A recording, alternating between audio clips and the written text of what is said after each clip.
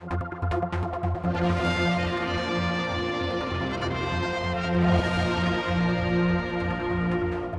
special welcome on this 50th anniversary commemoration, and can I say a special warm welcome to our visitors from further afield who travelled over to remember their friends and families.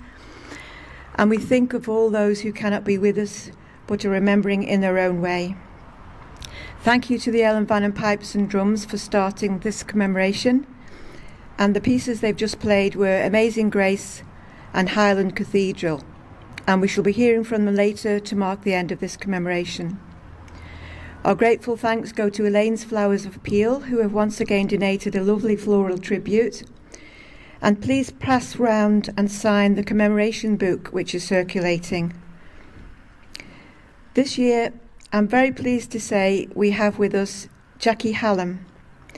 Jackie suffered the loss of her mum and best friend Jane, and she'd like to say a few words to us this evening. Thanks, Jackie.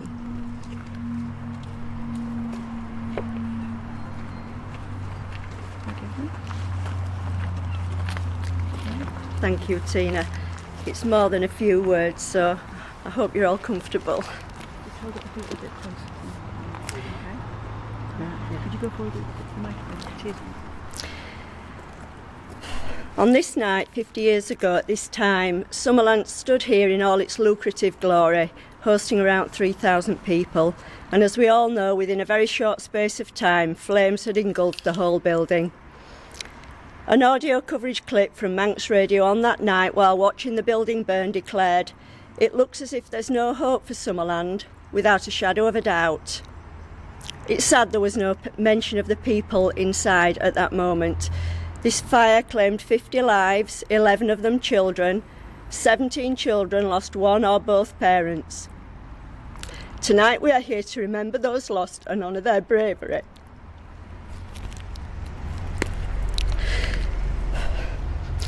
My name is Jackie Hallam. In 1973 I was Jackie Norton, aged 13, and I am one person who survived the Summerland disaster. Sadly, the two people I was with did not. My mum Lorna and my best friend Jane did not manage to escape from our location in the building. 3 of us went in, but I came out alone. My personal experience is the only one I really know, and my words tonight reflect that, but I'm fully aware that I am only one of many people affected by this tragedy, with no one person's story being any more or less significant than anyone else's, and each memory is a piece of the shocking jigsaw, and the whole thing is what is important. Each person involved in this disaster has dealt with it in a way that was right for them.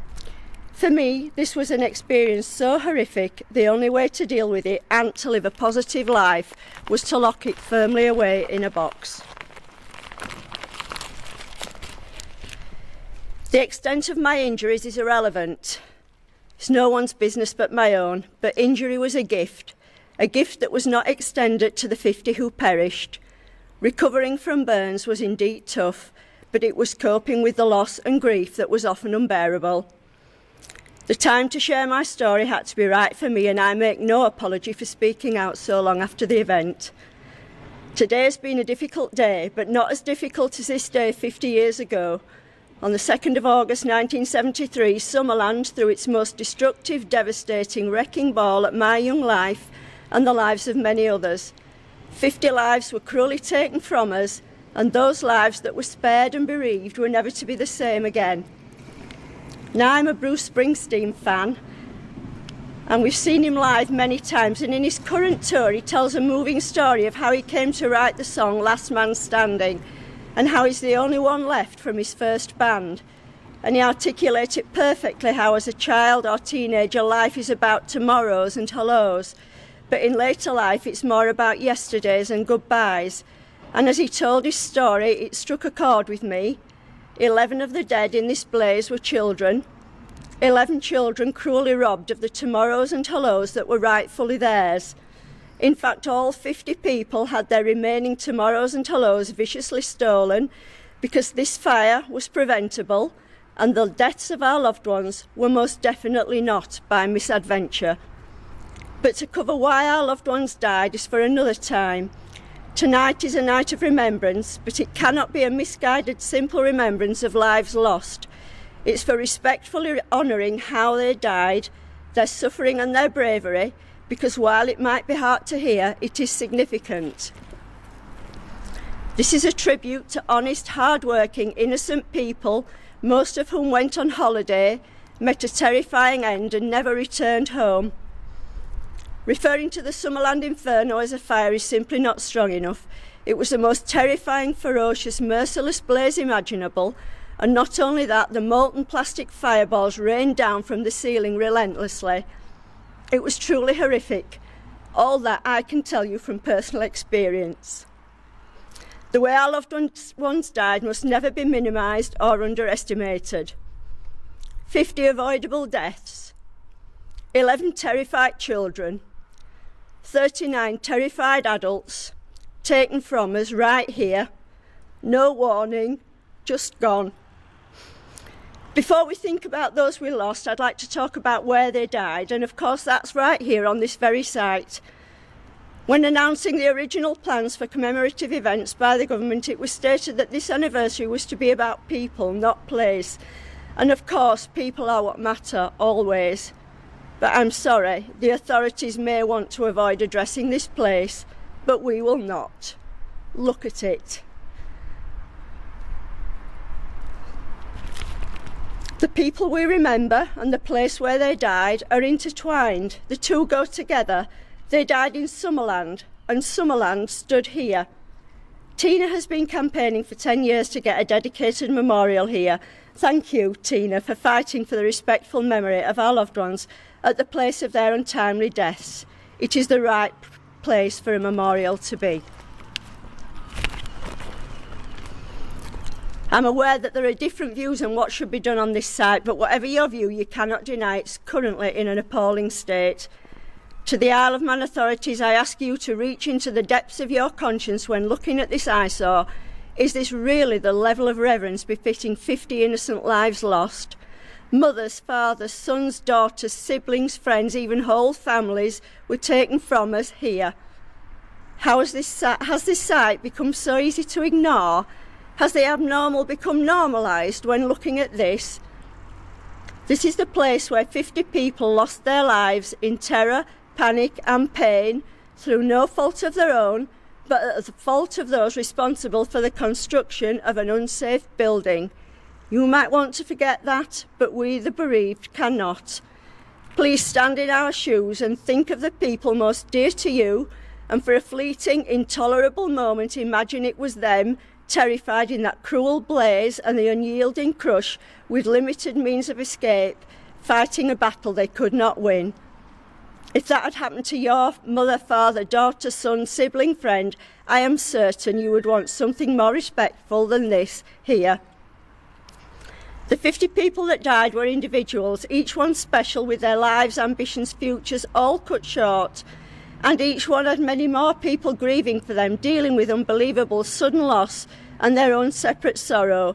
Families absolutely devastated. Don't diminish the enormity of all that just because most of the grief was suffered away from this island. This could be made a place of hope and promise, honouring those we lost. It's already been tarnished with distasteful redevelopment once. Don't make the focus one of profit again.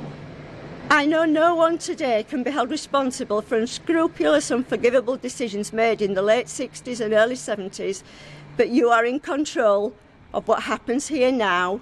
You have the power to put this right. You owe us that. And as Tina has said, this is a debt outstanding and it's time it was paid in full. I'm afraid for me and others who were bereaved, a token memorial tucked away out of sight down the road, produced 40 years late, does not tick the box. It's not even called the Summerland Memorial Garden. No one died there. They died in the Summerland fire, right here. To you, the Manx people, your warmth and empathy shine through, and I'm aware that those of you that remember Summerland do so with a very heavy heart, and there is a sense of embarrassment facing this site. Some of you, too young to remember the disaster, have shown deep compassion towards me personally recently, and for that I sincerely thank you. Sadly, the after effects of this tragedy have filtered down through generations. They too have felt the repercussions from it. But positively, the memories of those lost live on through our younger people. We are here to remember all 50 people that died last night, each precious name read out at the lovely fitting service on Sunday. But of course, they were so much more than names. So as well as remembering them in death, we must also remember that each one had a life. They each had their own life story, and I ask you to please spare a thought for the many left behind, bereft.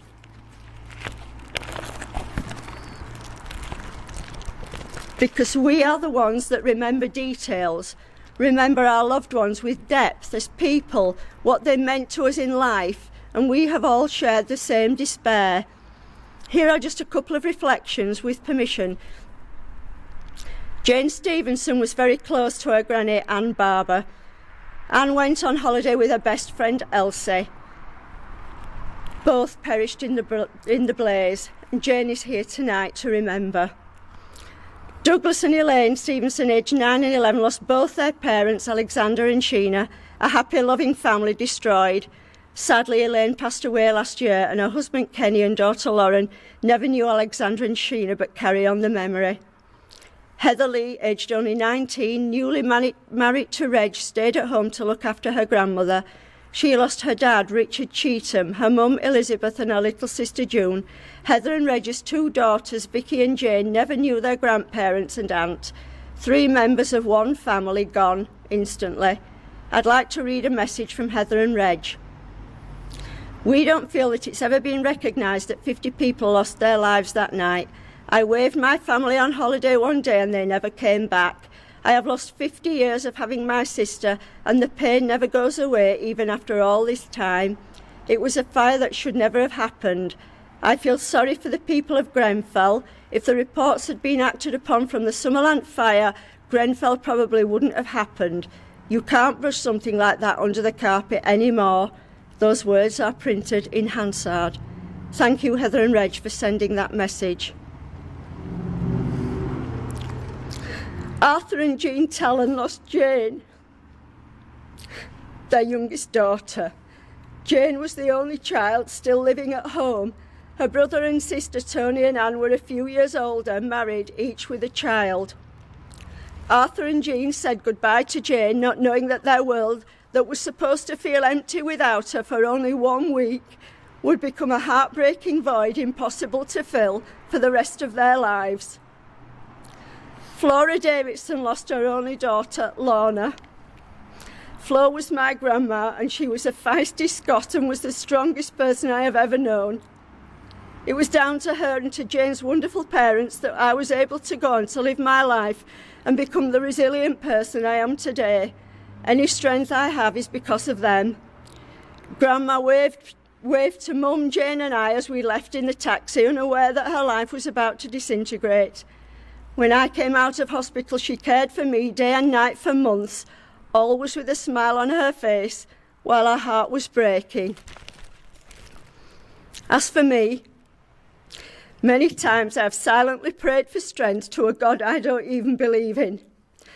But I was lucky enough to have the great privilege of calling Jane Talon my best friend.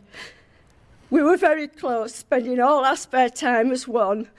We adored the Osmonds. We laughed and had fun and talked about boys and crushes and the future and did lots of young teenage girly things together. And I remember her with so much love. And above all, I am truly honoured to have been able to call Lorna Norton Mum for almost 14 precious years. She was funny and loving with a great sense of style and a broad Scottish accent. A voice full of love that my children, her grandchildren, never got to hear. She loved Nat King Cole, especially the song Unforgettable. How apt. She was a single parent at a time when that was not the norm. And as a child, I didn't recognise the sacrifices she made for me, but I have since realised many times how lucky I was to have her. And I would much rather have loved her for that short time than to never have known and loved her at all. We, the bereaved, have many personal memories of love to treasure from those we lost, and it's our duty to pay that love forward to our younger people. This is how the memories will travel through time for all of us. But I have to ask, how was this tragedy allowed to be forgotten and then allowed to happen again? I would like to say to the people of Grenfell, we lived your pain and you should not have had to suffer that same pain. And we feel so deeply saddened that lessons from Summerland were not learned in order to prevent your heartbreak. And we stand with you. Now, I have many people I would like to thank, not least Sarah Statham from Douglas Crematorium and Sally Williams for the Guardian news article a few months ago. But right now I've got one very important heartfelt message for a particular person. Joshua Stokes, you are a credit to your profession.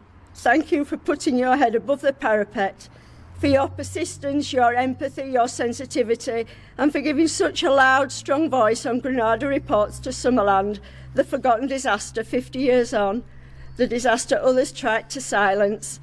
Thank you for not treating it as a mere news item, but for recognising it as much, much more than that from the start over a year ago. I wish you all good things in life. Today is a very sad day.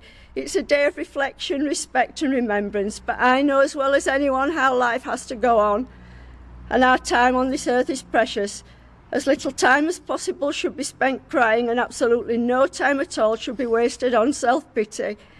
So I don't know about any of you, but we, my family and I, when we leave this site, we're going to lift this sombre mood. We're going to go and smile about happy times and acknowledge our thanks and gratitude for all that we have, while we raise a glass in memory of each and every wonderful person that lost their life here 50 years ago.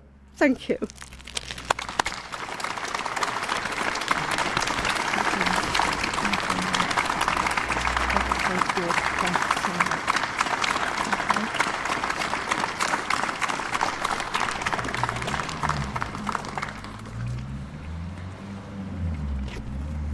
Thank you, Jackie, for those heartfelt words.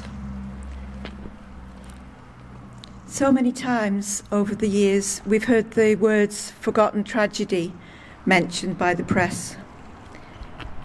Has this tragedy been forgotten by us here on the island?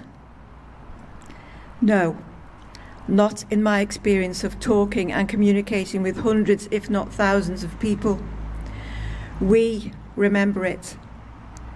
But successive governments, up until the 40th anniversary, made sure we had no means of commemorating it in any significant way. They were silent. They even built a second Summerland and called it Summerland. And all we had to do was go in there, enjoy ourselves, and we say no more about it. It didn't work. They couldn't erase our memories. They haven't erased our memories. We won't be silenced. Now they are speaking up. It's 50 years too late. All of us have deserved so much more from this and previous governments here. So our Chief Minister has issued an apology and expressed his personal sorrow. But words are cheap. Exactly how sorry is he? If the Chief Minister or any member of our government was truly sorry for the deaths that happened on this site, wouldn't there now be a memorial here instead of this appalling eyesore after 50 years? The truth of the extent of our Chief Minister's sorrow is plain for us all to see here. His words are hollow, and it seems they've been issued under duress from the UK government. This is a commemoration of huge national significance here and further afield, and it shouldn't be for me to stand here and acknowledge it. So I apologise. I apologise that we have a Chief Minister who does not have the courage to come here to this site and truly look this tragedy in the face, but who prefers instead to stand down the road and pay lip service to his sorrow in what he calls the legacy of Summerland, from down the road in the Kew Gardens. This evening, I'm very pleased to say, we also have with us Robert E. Wilson, who's a renowned poet and author, who also escaped the Summerland fire, and he would like to say a few words and read his poem entitled Embers.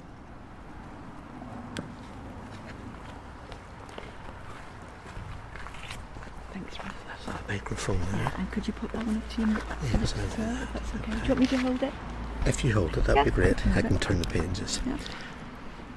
Well, when Tina asked me if I would speak tonight, as a writer, I thought the most natural thing for me to do was to put pen to paper and to write a poem about Summerland and also the tragedies which followed over many years, right down to the time of Grenfell Tower. It was the hardest thing that I've ever written in my life. I really had to struggle with it. I really had to apply a lot of thought to it. And I ran it before Tina and before Jackie before coming here tonight to read it. And it's called Embers. A headline story breaks. The world looks on. The public holds its breath, stunned by loss and death. Lives swept away as by a conflagration that shakes the peace and comfort of a nation.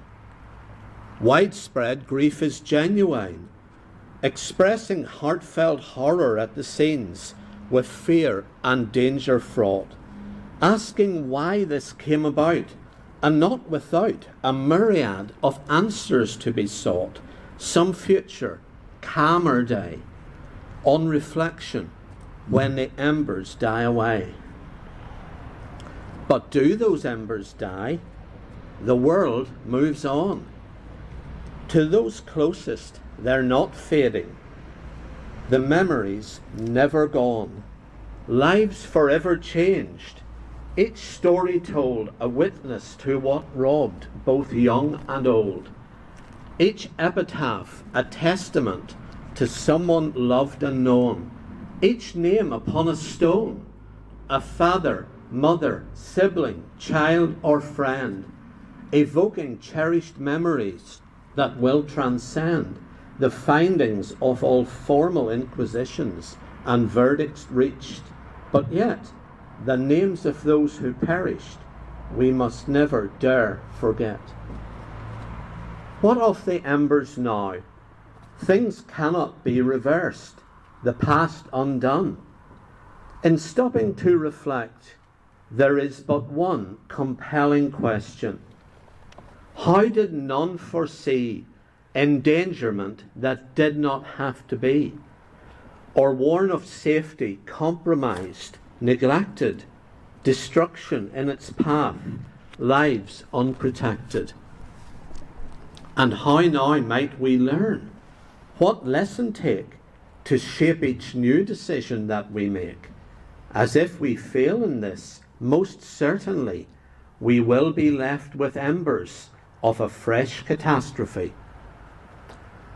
When all is said and scrutinized, each statement read and analysed, we must those tragic lessons bind forever in the heart and mind, and learn from them, as learn we must, before the embers turn to dust. For only if they are embraced in future years, our children and their children may be spared such tears. And I dedicate this to the memory of those whose lives were lost or forever changed in the Summerland disaster. Thank you for listening. Thank you, Robert. Thank you.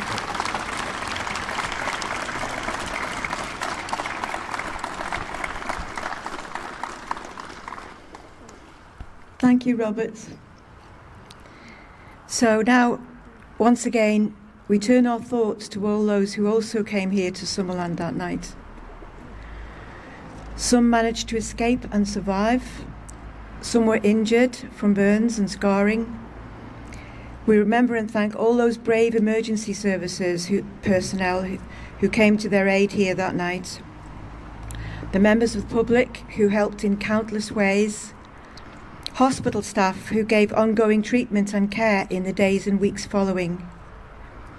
All of these thousands of people have carried with them the resulting mental trauma over all these years, when in the space of just half an hour, thousands of lives were changed forever. As Jane has said, 17 children lost one or both parents, and 11 young people under the age of 19 were among those who perished. Here, tonight, we especially remember the families and friends who mourn the loss of 50 people who paid the ultimate price and perished here so needlessly on this site 50 years ago. Now, Richard Davis, who was a young policeman when called out to the fire, will lay down our flowers in remembrance. And those of you who have them are also welcome to place yours.